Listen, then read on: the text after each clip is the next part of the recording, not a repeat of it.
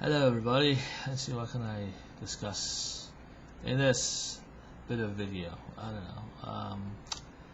know. Talk about, I don't know, favorite somethings. I don't know, the favorite kind of list, I don't know, kind of forced, but it's something to make it a little interesting. You guys good. I don't know, I think it's, I'm doing these kind of best of albums, like favorite albums of mine. I guess you can tell a lot about me from the albums I like. I think we can tell a lot about people by the music they like. So I think But there's a number of bands I like, but not that many. I don't like a lot of music. Like I said, it's not like like a lot of people like everything, everything kind of music. I don't. I like good music that really makes me want to love music. That's the kind of not everybody makes albums that way. They're just great all the time. So it's like so I love music that I can enjoy. I hate listening to an album and it's just I don't enjoy it. I can't say that I like it. I don't. I can't do that. I can say I like this album, that album. So, but there isn't that many albums that I actually say every song on this album is great. I don't know. It's something. I can say every Beatle album is great because they are, and that's why I love them. That's why when I first started listening to the Beatles, I listened to nothing but the Beatles. For like a while, and people were like, "Why are you just listening to the Beatles?" And this is like back when I was like about, I don't know, 14 or something. I was just nothing about the Beatles, and then occasionally, and then I started listening to Louis Thing, and I was just started bringing that in a little bit.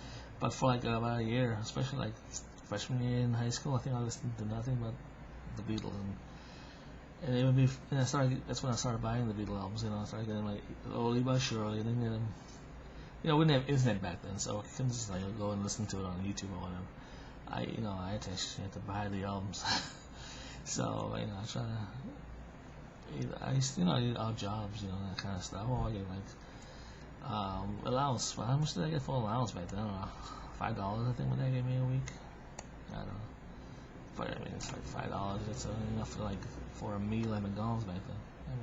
Wow, McDonald's, burger, fries. That's drinking like $5.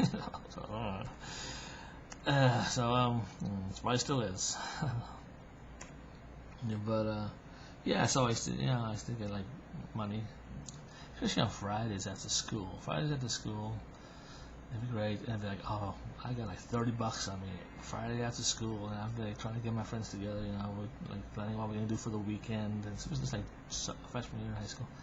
We'd be like, come on, guys, let's go to Second Hand Tunes. Second Hand Tunes was this record shop. It was not too far from the school, and we go and we check out. See they got some new Beatles stuff and some new old Beatles stuff. It's like new stuff, but it's cool when you're like, oh, I really want to get Rubber Soul. I've heard Rubber Soul's a really good album, and it was like, yeah, Rubber Soul.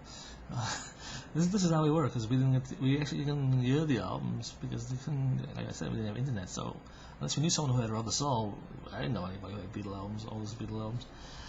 So we were like, oh yeah, let's go. And so we go see they have Rubber Soul in or something. And we go, oh, the American version of Rubber Soul. No, I want the British version of Rubber Soul. Oh, because I had to drive my car and Nowhere Man and different order of songs or something. I'm like, oh, well, let's get the American version and then we get the British version or something, or something, or some. And I was also getting like McCartney solo stuff at the same time. So I'll be looking to see what new McCartney stuff. And then occasionally you get like, I remember I bought London Town on LP, and there was a promotional record, like a single in there. I think it was what song was it? It was something. And I remember someone put it in there. Even when they sold it with it came with the album. So I don't know. It was like promotional song, false. But it was in there. I was like, cool, yeah, got a bonus thing in there. Yeah, let's buy this. And I was so excited. And like, yeah. And then I'll be like, yeah, let's go. And then I had a friend who lived, one of my friends, he lived about a block from there, so we go to his house and just kind of hang out, listen to it there, he had a record player. It was cool. And Friday nights we would kind of leave my disc. If I was sometimes we would just hang at his house. It was like me and three others. We are like best friends, and we kind of go. What we gonna do tonight? It's Friday night, and we go see a movie usually. To this theater called the Lake Theater in the park. And you go see a movie, and then and then either a lot of times I'd stay the night there. He had a big house, He had his room was in the attic. It's a big house, and the attic had like 2 or 3 rooms. So we kind of, the 4 of us would just kind of bunk in there. We go to this Blockbuster, not Blockbuster, but it was like a video store, like about half a block away. We go there and we get popcorn and stuff. And he had like a big Irish Catholic family, so he had a lot of, he had 3 sisters and 2 brothers, and his parents are very kind people, So we used to hang there all the time, and do it, and just kind of hang, sleep over on Friday night. Yeah, it was fun. And Saturday we just kind of hang out and do stuff, and that was usually like my early high school thing, in freshman year would be,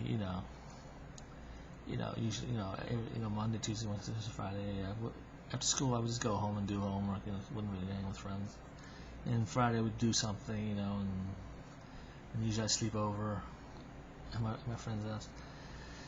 We listened to So or Invisible Touch. That was, he loved Genesis and Peter Gabriel, so we listened to that. He kind of got me into it. And he liked Stevie Ray Vaughan too, and I was like mainly into the Beatles, and so that was my input into the music. That we listened to the Beatles and McCartney solo stuff. So at that time, and then I started to listen to Sting stuff. I tried to get them to listen. They don't really get into Sting like I do. Elvis Costello. They weren't really into Elvis Costello like I did. So yeah, it was cool. It was fun, I was like, hey. And so yeah, that's usually what happened. Kind of Friday nights, hang out, go to either the theater or watch a video, kind of hang out, talk about chicks. And stay there over on Saturday. And usually, sometimes I would just stay there like the whole weekend. Spent a lot of time away from home during the first couple of years of high school. I was like, well, especially on weekends, I was hardly ever home. I was just after school. I would go to I'd hang in his house and then just sleep over there. And Saturday I'd stay there all night, and maybe sleep over on Sunday as well. On Saturday night, and then Sunday we go to my church or something, and then I'd go home after church or whatever, and then school the next day, or just stay there until Sunday night and then go home, and, yeah, so, it was fun, and then, but I wasn't talking about, but the music, so, yeah, so, he lived like about a half a block from the Second Tune, so it was like, that's where we get all the records. It's Omega Bells, which is about a block away, and they also had, but they were more like new stuff. But they had a whole section of used records and stuff. But that's usually where I bought most of my first Beatle albums. So